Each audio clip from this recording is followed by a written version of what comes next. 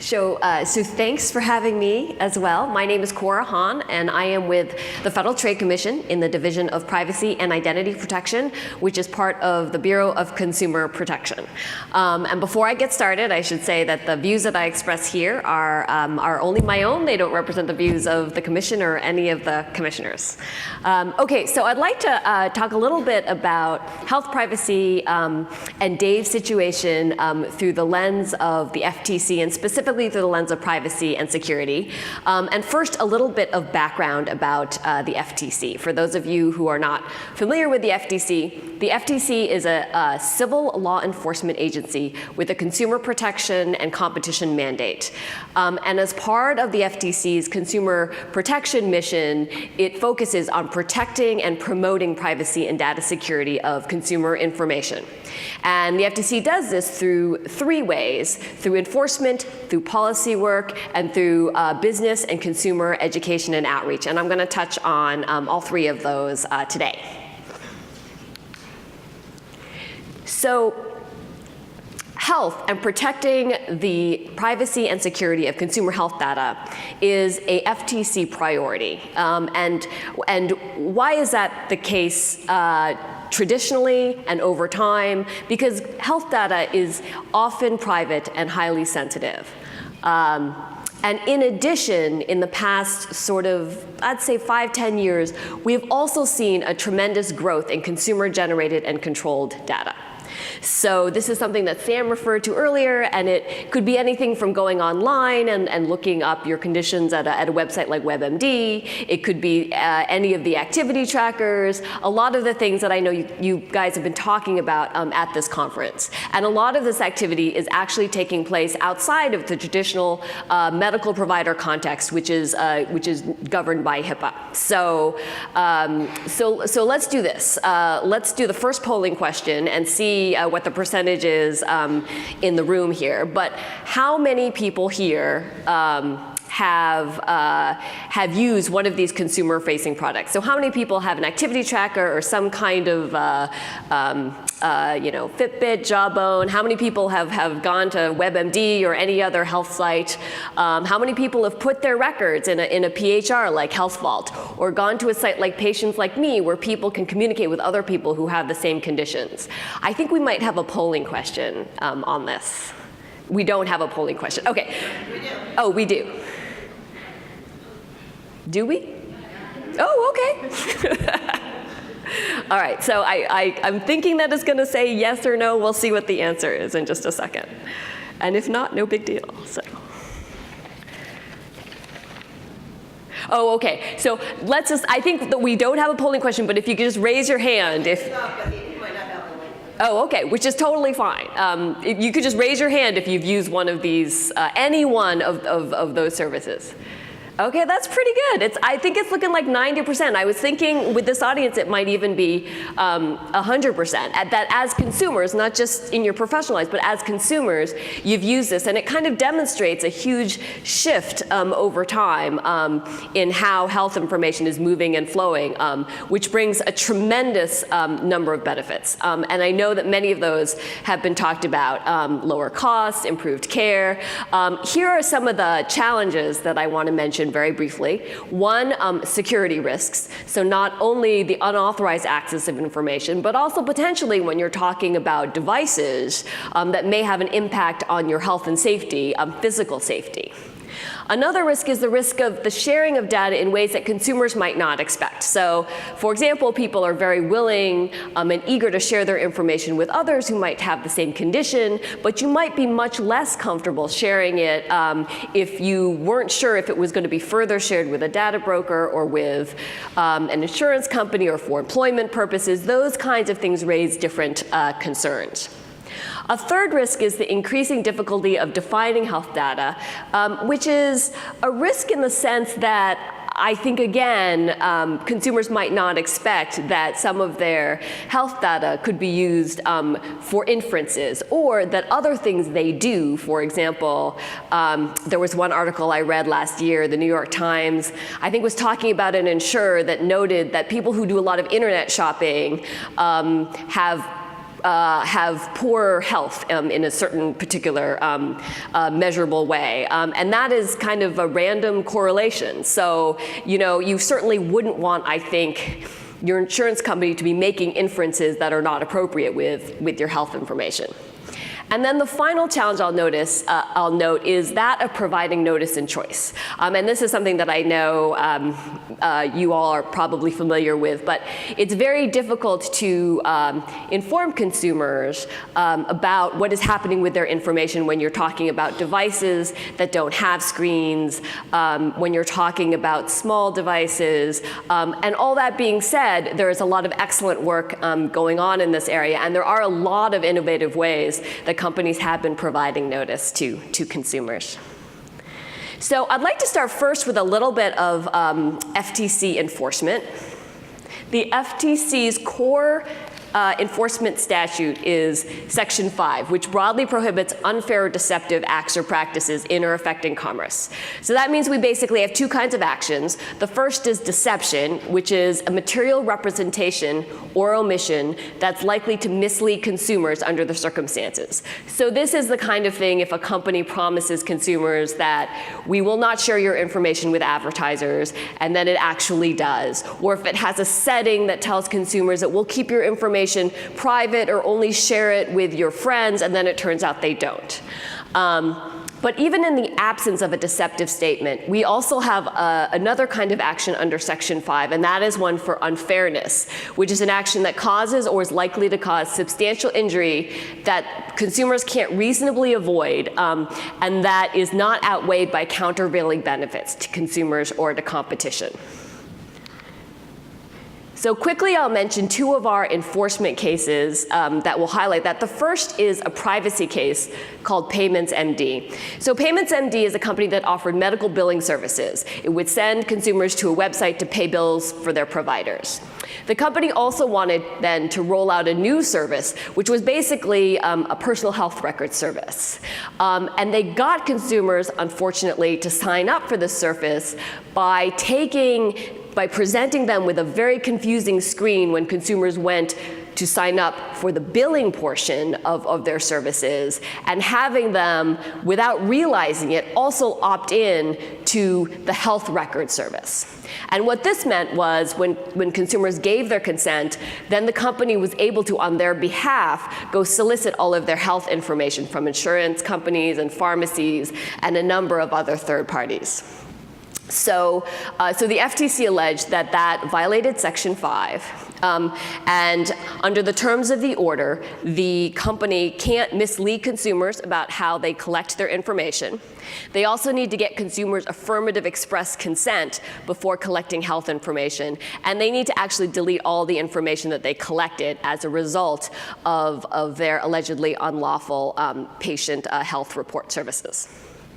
The other case I wanted to talk about is a security case, and that is GMR Transcription Services, which is a settlement with a medical transcription company. So that company outsourced services to a third party without providing reasonable oversight over those third parties, and as a result of that, a number of patient records were actually made available online, and so that was a lot of personal information that was made public. Another rule that we enforce in this area is the health breach notification rule that I think is worth mentioning here, because there may be you may be sort of running into some entities who may be covered. It is a sister rule to HHS's breach notification rule, and it is actually much narrower in scope. So the FTC's rule applies to 3 types of covered entities. Vendors of personal health records. So those are companies like Microsoft Health Vault that actually offer personal health records directly to consumers. PHR related entities, which are entities that interact with the vendors of personal health records, and third-party service providers to the PHR related entities and the vendors of personal health records. So the rule requires covered entities that suffer a breach to notify everyone whose information was breached, in some cases notify the media, and to notify the FTC. So the requirements are very similar to the requirements of those entities who are covered by HHS's rule. There are a few minor differences, but for the most part, the rules are very similar, and the two agencies work together to harmonize to the extent they could under the statute the requirements under the rule. I think the biggest thing to know about our rule is that unlike the FTC's Section 5 jurisdiction, which actually does cover some HIPAA-covered entities, our breach notification rule does not cover HIPAA-covered entities. So if you are a HIPAA-covered entity and you suffer a breach, you are covered by HHS's rule, not the FTC rule. Moreover, the FTC's rule doesn't apply to paper records. It only applies to electronic information. And finally, our rule only applies to information that is not encrypted. So it's actually fairly narrow in scope, but it is worth mentioning. Okay, so here is where we get to sort of the interesting part of the interactive part of this presentation here. So I wanted to mention briefly a recent piece of outreach that the FTC just put out, and it is our guidance for mobile health app developers. There are actually two parts to it. The first is an interactive tool to help developers figure out what federal laws might apply to their app. And we produced this tool in cooperation with OCR, with ONC, and the FDA, because our agencies often got questions from app developers about, what laws apply to my app? I can't figure it out. It seems like it might be more than one. How do I begin to start that process? And so in response to that, we produced this tool in cooperation with our federal partners.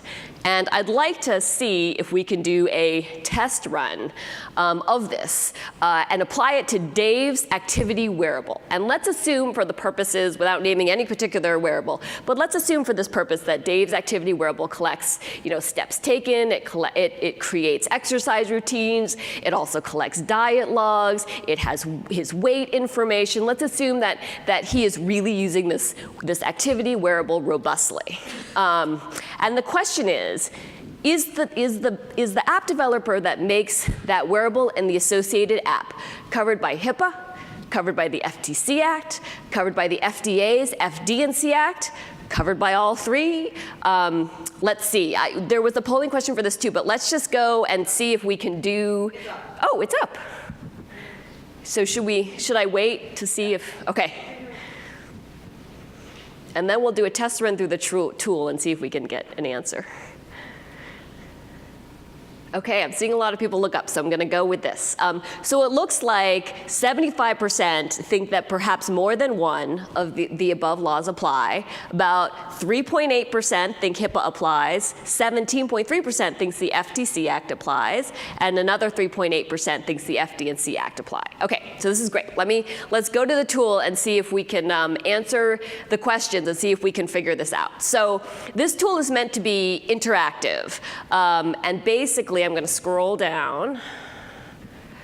It asks a series of questions, and that questions should help a developer figure out, as a starting point, who they're covered by. Now, it's not meant to tell you what you need to do to comply. It actually will send you out to resources on each agency's website for that material. And it, unfortunately, although some people did ask, it does not change the regulatory landscape. But it should give you like a starting sense. So the first question is, do you create, receive, maintain, or transmit identifiable health information? So the answer to this is, because of the way we set up the hypo, yes. So we're going to click yes. And it's going to say, go to question 2 to determine if HIPAA applies. Are you a healthcare provider or health plan? The answer to this is no. A Fitbit or Jawbone private company, not a healthcare provider or health plan. So it's going to prompt us to go to question 3. Question 3, do consumers need a prescription to access your app? No, not if it's a regular wearable. So we're going to answer no, and it's going to take us to question 4. Are you developing this app on behalf of a HIPAA-covered entity? And it's going to give you some examples. The answer to this question for many wearables that are direct-to-consumer is no. So it's going to say you are likely not covered by HIPAA. And then it's going to say, OK, let's go see if the FD&C Act applies, because you're not done yet.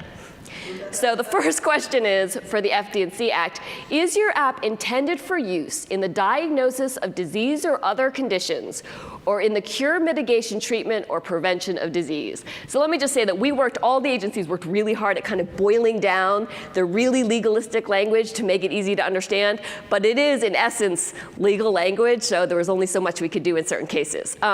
So the answer to this, I think, is potentially yes, right? Because that's pretty broad. So your app is a medical device subject to the FD&C Act. And I'm not an FDA lawyer, but I will say that their scope is fairly broad. For the FDA, what it really comes down to is enforcement discretion. And that's what this next question is trying to get at. Does your app pose minimal risk to a user? So the FDA is really only focused on those apps that actually pose a high risk. So if your app does one of these things and is really a low-risk app, the answer to this question is yes. In which case, the FDA considers your app to be of minimal risk and does not intend to enforce its regulatory requirements. And then you're not done, so it says go to question 8. So we're still going. OK, question 8 is, are you a nonprofit? For the most part, these wearable companies are not. They are for-profit. So are you a nonprofit? No. In which case, it is likely that the FTC Act applies. And for each of the acts, it gives you sort of a little blurb about what the enforcement regime is, and then links you out to additional resources. So because we also have a breach rule, we have another question for the FTC. Are you developing this app as or on behalf of a HIPAA-covered entity? So this question, we'll see in a second, goes to our breach rule, right? And as I mentioned, our breach rule actually only applies to non-HIPAA covered entities. So that's why we asked this question, which is actually pretty close to question 2 of this tool, but we didn't want developers to miss it, so we kind of had it in here twice. So we are actually not. So then the question is, the last question, do you offer health records directly to consumers? In the case of a wearable, the answer is likely no.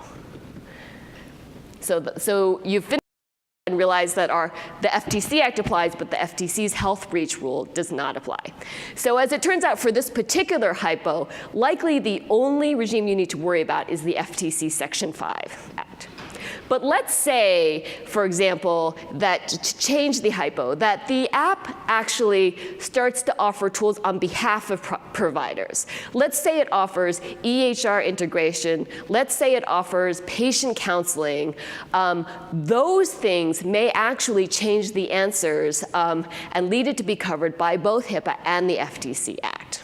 And so hopefully this tool will help app developers figure that out. OK, and so my last slide is the second part of the guidance. Because recognizing that whatever and whoever covers you, it's very important to build in privacy and security. The FTC at the same time released some business guidance about best practices for mobile app developers. And I'll only mention 1 or 2 of these, but it is a separate piece that's available up on our website. So these are many of the tips that we often recommend tailored for mobile health app developers. And they include things like don't collect more data than you need, don't retain it for longer than you need, implement security by design. So make sure you have someone in your company who's focused on privacy and security. Make sure your engineers have training in secure coding. Definitely consider encryption strongly. And test your products before you release them. Innovate how you communicate with users. This goes back to something I mentioned earlier today, but there are lots of good ways of doing this, and so it's worth spending some time thinking about that. And finally, don't forget about other applicable laws. So in addition to the laws that are highlighted by the tool, there are other laws, including state laws, that you might also need to think about as an app developer.